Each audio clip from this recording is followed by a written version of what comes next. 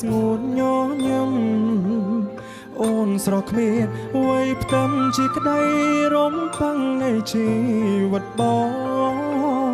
ក្លៀនឆ្ងាយបងតែនឹងក្បែរអូនរំភើបពេកកន់ឡនឹងអូនសំច័ន្ទបងនឹងស្នេហ៍ស្នងគូក្រងបងទូមេដីបំបែកឲ្យយើងឆ្ងាយគ្នាខ្សែជីវិតក៏ផ្សងជួមមនឲ្យបាន